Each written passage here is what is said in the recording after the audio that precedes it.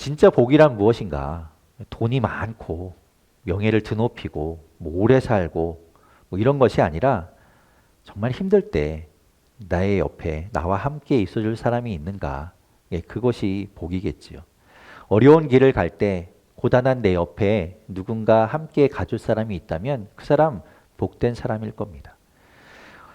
우리 곁에 그런 사람이 있다면 얼마나 좋겠습니까?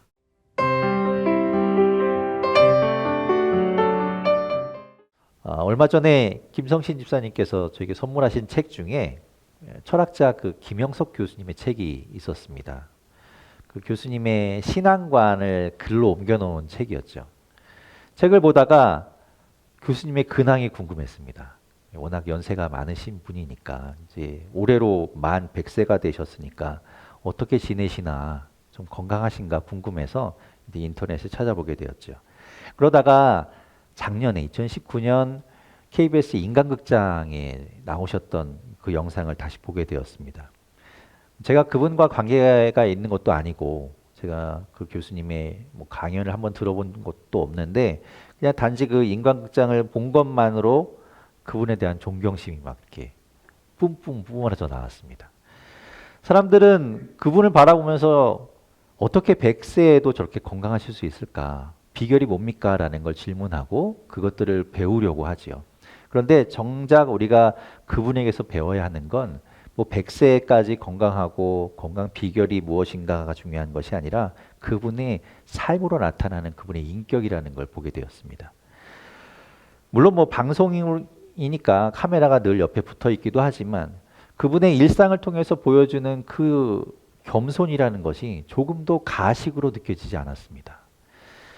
100세의 나이니까 아마 어떤 분보다도 나이가 많아서 웬만한 사람들은 다 나이가 아래겠죠. 그런데도 교수님은 어느 누구에게도 존대하시고 친절을 베푸셨습니다.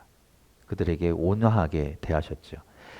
보통은 나이가 들수록 우리는 완고해진다고 합니다. 그리고 고집이 세지죠. 자기 주장이 옳다고 이렇게 말하게 됩니다. 그런데 그 영상을 보면서 김영숙 교수님의 독특한 말투가 하나 있었습니다. 어떤 말투인가 하면 뭐뭐 한 것 같아요 라는 말입니다. 그러니까 100년을 살아오면서 자기가 경험한 것들, 자기가 알고 있는 것들, 그런 것들을 단정지어서 그건 이래요 라고 말하는 것이 아니라 그건 이랬던 것 같아요 라고 겸손하게 이야기하시는 그 모습이 굉장히 인상에 남았습니다. 평생 책도 많이 보았을 것이고 공부도 누구보다 많이 했을 거고 수많은 훌륭한 제자들을 길러내신 분임에도 불구하고 그렇게 부드럽게 자신을 낮춰서 말씀하시는 그 인격이 너무나 아름답게 보였고 배우고 닮고 싶었습니다. 그런데 그분의 삶을 보면서 한 가지 마음 한구석에 짠한 부분이 있었습니다. 오래 산다는 것이 결코 꼭 복은 아니구나라는 것을 보게 되었죠. 우리는 장수를 복이라고 생각합니다. 오래 사는 것. 물론 뭐 건강하게 오래 살아야 되겠지만 그것을 염원하지만 우리가 그 삶을 살아보지 않았기 때문에 미처 알지 못하던 그 분의 삶을 통해서 아픔이 있다라는 걸 보게 되었습니다. 김영석 교수님은 아내와 그 옆에 있던 많은 친구들을 다 먼저 떠나보내야 했습니다. 하나 둘씩 곁을 떠나는 사람들을 보는 것이 결코 행복하지만은 않을 겁니다. 그들을 먼저 떠나보내는 삶이란. 드러내서 외롭다고 말하지는 않았지만 그분의 삶을 보는데 그분의 모습을 보는데 왠지 마음 한켠에 그분이 참 외로워 보였습니다. 이제 마지막 쓸쓸히 그 마지막을 준비하는 모습이 애잔하게 느껴졌습니다. 혼자 남는다는 것 결코 좋은 일 아니구나. 참 슬픈 일로 생각되었습니다. 그렇습니다. 우리가 진짜 복이란 무엇인가? 돈이 많고 명예를 드높이고 오래 살고 이런 것이 아니라 정말 힘들 때 나의 옆에 나와 함께 있어줄 사람이 있는가? 예, 그것이 복이겠지요. 어려운 길을 갈 때 고단한 내 옆에 누군가 함께 가줄 사람이 있다면 그 사람 복된 사람일 겁니다. 우리 곁에 그런 사람이 있다면 얼마나 좋겠습니까? 예, 오늘 말씀은 고난을 함께 가는 것에 대해서 우리에게 들려주고 있습니다. 우리는 부활주일 이후에 이 성령 강림주일까지 기쁨의 50일이라는 기간을 보내면서 베드로전서의 말씀을 계속해서 보아왔습니다. 오늘이 그 마지막입니다.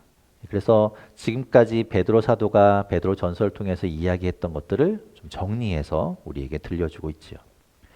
기억을 더듬어 보면 이 베드로 전서의 수신자가 누군가, 누구에게 이 편지를 쓰고 있는가, 이 편지를 받는 사람들은 소아시아 지역에 있던 교회의 성도들입니다. 지금으로 말하면 터키 지역에 있는 교회들을 향해서 베드로 사도가 편지를 썼습니다.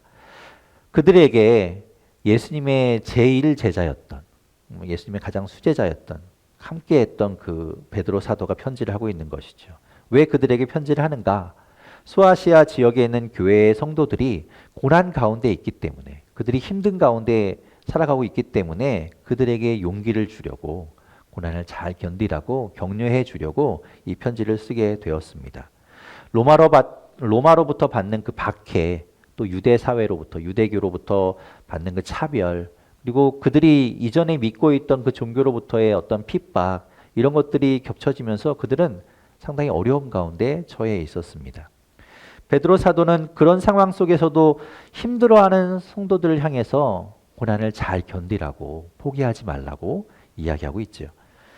물론 자신이 잘못해서 당하는 고난이라면 누구를 탓하겠습니까? 자기가 견뎌야죠. 그런데 억울하게 당하는 고난, 내가 잘못한 것 아닌데 그냥 예수 믿는다는 것 때문에, 내가 옳은 길 간다는 것 때문에 당하는 고난을 어떻게 견뎌야 하는가?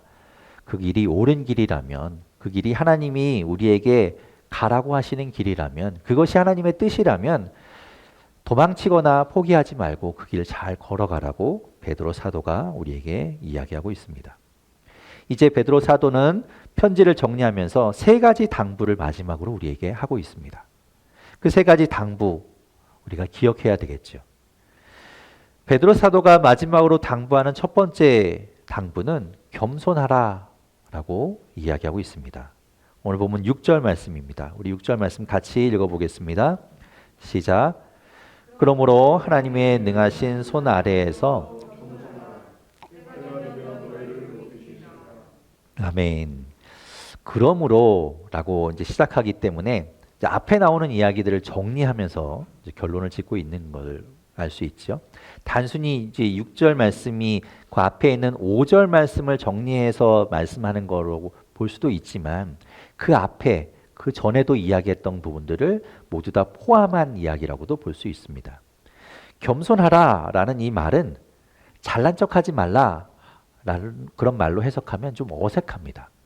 지금 상황을 보십시오. 이 편지를 받고 있는 사람들은 숨어서 예배를 드리고 있고, 사람들의 손가락질을 받고 또 욕을 먹고 그런 고난 가운데 예배를 드리고 있는 사람들입니다. 그렇게 힘든 가운데 있는 사람들에게 잘난 체 하지 말라라는 뜻으로 해석을 한다면 굉장히 어울리지 않는 말이고 그 문맥에 맞지 않겠죠. 그렇다면 이 말은 무슨 뜻인가 하면 스스로를 낮추라는 겁니다. 아주 낮추라는 겁니다. 그래서 천하게 만들어라. 자기 자신을 천하게 만들어라. 그리고 완전히 굴복시켜라 라고 이야기하고 있는 겁니다. 누구에게 굴복하는가? 하나님 앞에 굴복하라고 이야기하고 있습니다. 왜 그런 말을 베드로 사도가 하고 있는가 하면, 왜 하나님 앞에 낮아지라고 이야기하는가 하면, 사탄이 그 고난을 이용해서 하나님을 등지게 만들기 때문입니다. 사탄이 이런 마음을 줍니다. 지금 네가 당하고 있는 그 고난은 무엇 때문인지를 네가 잘 생각해 봐. 네가 예수 믿는 것 때문에 당하는 고난인데 계속해서 예수를 믿을 거야? 너 바보 아니야?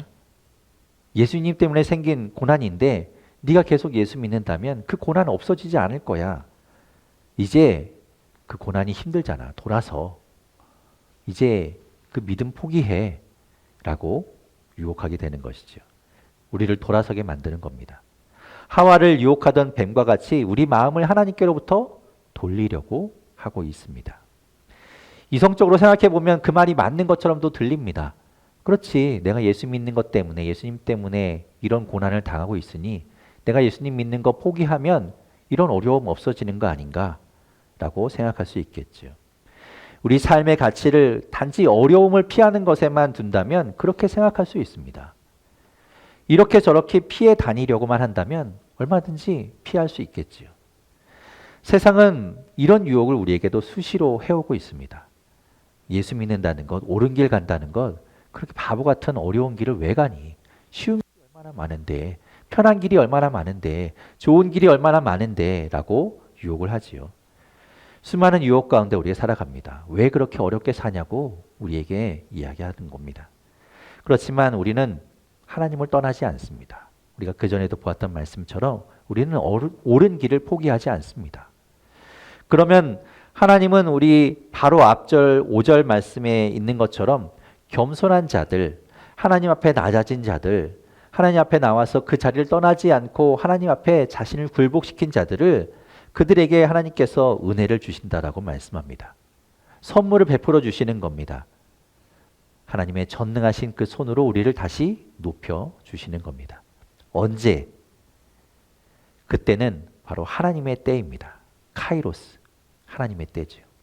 그때를 우리는 알 수 없습니다. 언제 하나님이 날 높여주십니까? 언제 이 고난이 끝나게 됩니까? 언제 나는 비로소 소중한 존재, 귀한 존재가 됩니까? 하나님이 그때를 언제로 정하셨습니까? 우리는 알 수 없죠. 그런데 분명한 것은 그때는 나와 관련이 있다는 것, 그거 한 가지는 분명합니다. 하나님이 준비하시느라, 하나님이 그때를 준비하시느라 기간을 오래 잡고 그것을 준비하고 시간이 걸리는 것이 아니라 내가 아직 준비가 안 되었기 때문이라는 겁니다. 나는 하나님의 때를 기다린다. 하지만 하나님은 나를 기다리고 계시다는 것 우리가 잊지 말아야 합니다. 내가 준비되면 바로 그때가 하나님의 때입니다.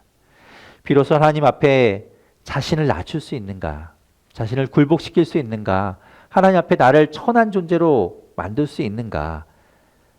그렇게 되는 사람을 하나님께서는 귀하게 높이시는 겁니다. 내가 그 고난을 피해서 나를 높일 수 있다고 생각하지만 그런 것이 아니라 하나님 앞에 우리가 낮아질 때, 하나님을 의지할 때, 하나님을 철저하게 의지하며 나아갈 때 하나님이 나를 높이시는 겁니다.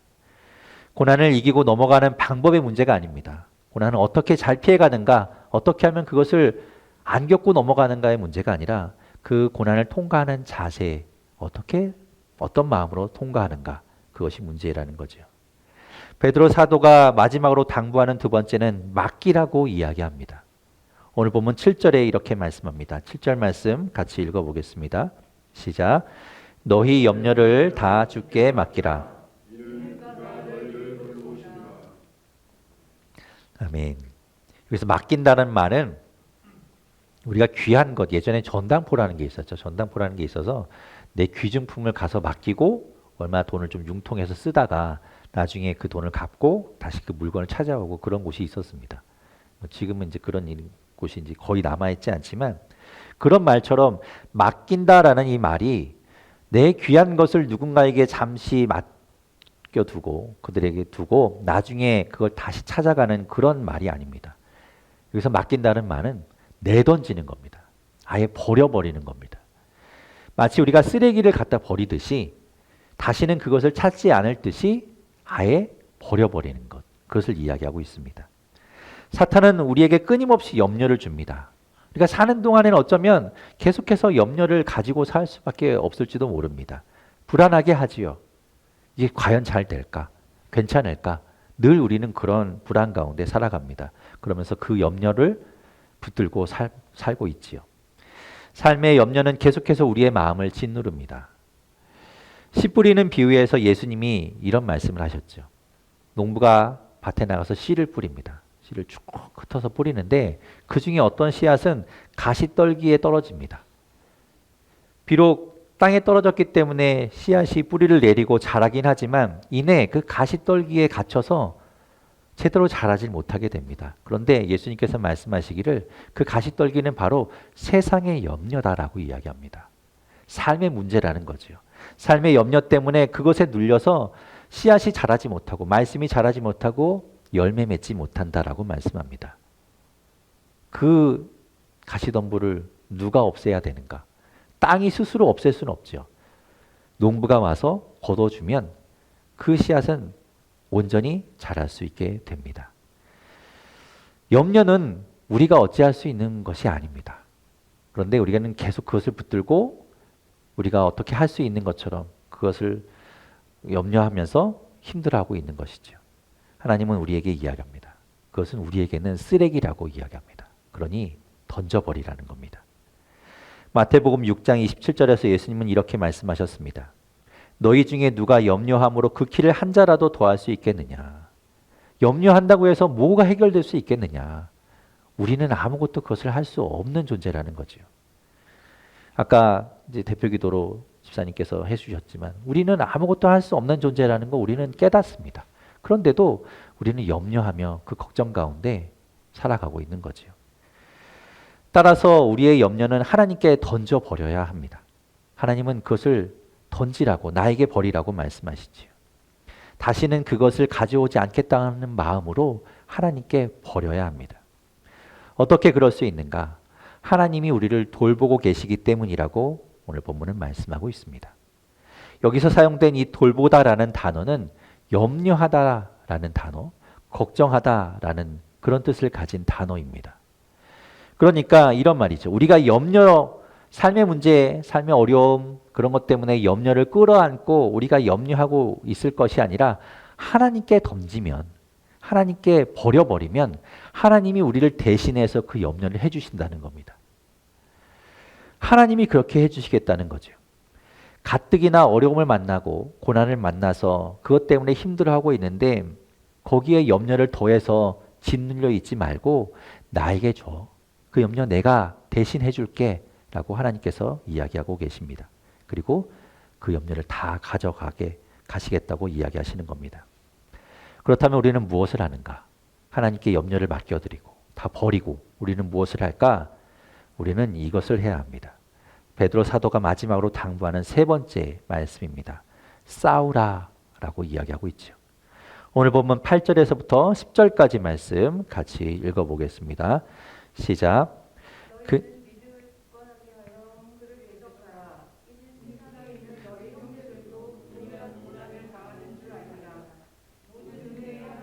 곧 그리스도 안에서 너희를 부르사 자기의 영원한 영광에 들어가게 하신 이가 잠깐 고난을 당한 너희를 친히 온전하게 하시며 굳건하게 하시며 강하게 하시며 터를 견고하게 하시리라. 아멘. 근신하라, 깨어라 라고 말씀합니다. 이 말은 동일한 말입니다. 정신 바짝 차려라 이런 말이죠. 눈에 힘주고 주시하고 주목하고 주의하고 있어라 이런 말입니다. 왜냐하면 계속해서 이야기하고 있는 것처럼 사탄이 우리에게 하나님을 의지하지 말라고 유혹하고 우리를 하나님으로부터 떼어내려고 어떻게든 기회를 노리고 있기 때문입니다. 우리가 조금만 틈을 주면 그 틈을 통해서 사탄이 쑥 들어온다는 거죠. 우리가 아무리 정신을 바짝 차리고 주시하고 있어도 우리에게 믿음이 없으면 우리가 아무리 똑바로 정신을 차리고 있어도 믿음이 없으면 그 사단이 공격해 올 때, 사단이 우리에게 들어올 때 그것을 대항할 수가 없습니다. 보고 있는다고 해서 문제가 해결되는 것이 아니라 정신을 차리고 있어야 되겠지만 그 사탄을 대항하려면 우리 안에 믿음이 있어야 되는 겁니다. 사탄이 우리를 어떻게든 공격하려고 할 때 우리는 대항해야 됩니다. 그 무기 믿음이라는 것 기억하십시오. 내 믿음이 과연 사탄을 대항할 정도의 믿음인가? 내 믿음 가지고 사탄을 대항할 수 있을까? 그것은 중요하지 않습니다. 내가 믿음을 사용해서 대항하는가 안 하는가의 문제입니다. 그것이 관건입니다. 그러면 내가 그 믿음을 사용하기만 하면 하나님은 우리를 강하게 하시는 분이고 우리의 믿음을 굳건하게 하신다고 말씀합니다. 10절 뒷부분에 있는 말들, 이 말들은 모두 강하게 한다라는 뜻을 가진 단어들입니다. 하나님께서 말씀하시기를 강하게 하고 강하게 하고 강하게 하겠다. 이런 말이죠. 사탄에게 대항할 수 있도록 우리의 믿음을 강하게 하시는 분 바로 하나님이십니다. 다윗이 골리앗을 향하여 달려나갑니다. 다윗은 10대 소년이었습니다. 전쟁에 나갈 그 나이가 되지 않는 어린 소년이었고 연약하고 작은 소년이었습니다. 거인 골리앗을 맞서기 위해서 그가 달려나가며 손에 쥐고 있던 것은 물매를 던질 돌멩이였습니다. 다윗은 골리앗에게 나아가며 이렇게 선포합니다. 사무엘상 17장 47절에 이렇게 다윗이 외칩니다. 또 여호와의 구원하심이 칼과 창에 있지 아니함을 이 무리에게 알게 하리라. 전쟁은 하나님께 속한 것인즉 그가 너희를 우리 손에 넘기시리라. 아멘. 그 작은 돌을 사용하는, 그 작은 돌을 던지는 것은 다윗의 믿음이었지만 그 돌을 강하게 하셔서 그 거인 골리앗, 그 큰 군대 블레셋을 넘겨주신 분은 하나님이셨습니다. 우리는 그 믿음을 사용하느냐의 문제를 가지고 고민해야 되지만 하나님은 그 믿음을 강하게 하시고 그 믿음을 크게 사용하시는 겁니다. 결국 다윗이 고백했듯이 베드로 사도도 11절에 다음과 같이 고백합니다. 오늘 본문 11절 말씀 같이 읽어보겠습니다. 시작. 권능이 세세 무궁하도록 그에게 있을지어다. 아멘. 하나님을 높이는 거죠. 하나님을 찬양하는 겁니다. 그 능력의 하나님을 노래하고 있는 겁니다. 베드로 사도의 당부는 고난 가운데 있는 성도들을 향하고 있습니다. 하나님 앞에 의지하십시오. 하나님 앞에 낮아지십시오. 전능하신 하나님께서 당신을 귀하게 높이실 것입니다. 염려는 하나님께 버리십시오. 하나님께 내던지십시오. 하나님이 돌보시고 하나님이 대신 염려해 주십니다. 고난에 지지 마십시오. 믿음으로 대항하십시오. 하나님이 강하게 하실 것입니다. 이렇게 베드로 사도가 말하고 있습니다. 베드로 사도는 자신의 삶을 통해서 그 모든 것들을 다 경험했습니다. 그래서 이렇게 말하고 있는 것이지요. 예수님이 마지막 잡히시던 날 밤에 제자들을 향해서 이렇게 말씀하셨습니다. 너희가 오늘 밤에 다 나를 버릴 것이다 라고 말씀하셨습니다. 그때 베드로는 자신 있게 이야기합니다. 아니 그런 일은 없습니다. 예수님 무슨 말씀입니까? 다른 사람은 다 몰라도 저는 예수님 부인하지 않습니다. 예수님 버리지 않습니다. 제가 어떤 사람인데요. 그런데 그렇게 자신의 의지와 믿음을 믿고 있었던 이 베드로가 그 밤에 3번 주님을 부인합니다. 모른다고 이야기합니다. 결국 베드로는 깨닫습니다. 아, 내가 의지하고 내 의지를 믿고 내 믿음을 믿고 나를 믿지만 그것 가지고 되는 건 아니구나 깨닫게 되죠. 삶의 문제, 경제적인 문제를 걱정하면서 살았기 때문에 다시 바다로 나아가 그물을 던져 고기를 잡습니다. 그런데 그렇다고 해서 삶의 문제가 해결되지 않습니다. 주님께 그 문제에 달려 있습니다. 주님 말씀하시면 배에 가득 차게 물고기를 잡아 올리는 걸 경험했지요. 아무리 내가 염려한다고 해결되는 것 아니구나. 주님께 맡기면 주님께서 그 모든 것 해결해 주시는구나 경험했습니다. 자신의 믿음이 대단한 것은 아니지만 그 믿음을 사용할 때 내가 그 믿음을 선포하며 나아갈 때 하나님께서 역사하셔서 걷지 못하는 자가 걷게 되는 것 베드로는 경험했습니다. 자신이 무슨 능력으로 걷지 못하는 사람을 걷게 하겠습니까? 그런데 하나님이 함께 하시면 내 그 작은 믿음 사용하셔서 그런 놀라운 일을 일으키시는구나 경험했습니다. 무엇보다 베드로는 하나님이 함께 하셔서 그 모든 일들을 겪으면서도 잘 지내왔구나 알게 되었지요. 그래서 이 편지를 쓰면서 고난 가운데 있는 성도들에게 그런 당부를 하고 있는 겁니다. 하나님은 고난 가운데 있는 성도들, 9절에서 말씀하듯이 모든 성도들이 고난을 당한다고 하셨으니 결국 이 말은 모든 성도들을 향한 말이기도 하지요. 그들의 고난에 하나님께서 함께 하시겠다고 이야기하는 겁니다. 너희들이 그 고난을 책임지고 그거 어떻게든 잘 해나가봐 라고 말씀하시는 것이 아니라 하나님이 함께 하겠다는 겁니다. 2012년에 발표된 노래 중에 오르막길이라는 노래가 있습니다. 윤종신 씨가 작사를 했는데 가사가 참 좋습니다. 이런 가사입니다. 가사 들어보십시오. 이제부터 웃음기 사라질 거야. 가파른 이 길을 좀 봐. 그래 오르기 전에 미소를 기억해 두자. 오랫동안 못 볼지 몰라. 완만했던 우리가 지나온 길엔 달콤한 사랑의 향기. 이제 끈적이는 땀, 거칠게 내쉬는 숨이 우리 유일한 대화일지 몰라. 한 걸음, 이제 한 걸음일 뿐. 아득한 저 끝은 보지 마. 평온했던 길처럼 계속 나를 바라봐줘. 그러면 견디겠어. 사랑해. 이 길 함께 가는 그대. 굳이 고된 나를 택한 그대여. 가끔 바람이 불 때만 저 먼 풍경을 바라봐. 올라온 만큼 아름다운 우리 길. 기억해. 혹시 우리 손 놓쳐도 절대 당황하지 말고 당황하고 헤매지 마요. 더 이상 오를 곳 없는 그곳은 넓지 않아서 우린 결국엔 만나. 오르기만 한다면. 뭐 이런 가사입니다. 며칠 전에 인터넷에서 이 노래를 부르고 있는 광고를 보았습니다. 보통은 이제 이런 광고가 나오면 스킵 눌러서 이렇게 딱 넘겨버리는데 그 앞에 잠깐 나오는 그 노래를 듣는데 마음이 확 붙들렸습니다. 어떤 광고인가 하면 이런 광고입니다. 혹시 못 보신 분 계실까봐, 저처럼 넘긴 분이 계실까봐 이 영상을 한번 보겠습니다. 참 우리는 왜 어려운 일들을 만날 때마다 우리나라는 참 함께 그 일들을 잘 헤쳐나갔죠. 그런 게 우리나라의 어려움뿐만 아니라 우리 삶에서도 마찬가지입니다. 우리 삶에서도 어려운 일을 만나고 고난을 만나고 힘든 일을 만날 때 그것이 오르막길이라고 힘들게 여겨질 때 그것이 아무리 가파르더라도 우리가 함께 손잡고 오를 사람이 있다면 우리는 끝까지 그 길을 갈 수 있습니다. 그리고 오를 수 있습니다. 고난도 누군가 함께 한다면 헤쳐나갈 수 있습니다. 그리고 결국엔 우리가 지나온 길을 돌아보면서 우리가 한숨 쉬며 잘 왔다고 안도하게 될 겁니다. 사람들은 누구나 어려움을 만납니다. 그때 내 곁에 아무도 없어서 나 혼자뿐이라고 느껴지고 외로울 수도 있을 겁니다. 하지만 우리는 꼭 기억해야 합니다. 잊지 말아야 합니다. 우리는 혼자 그 고난을 지나고 있는 것이 아니라는 것을 말이죠. 우리는 그 고난을 혼자 이겨내고 있는 것이 아닙니다. 주님이 우리와 함께하고 계십니다.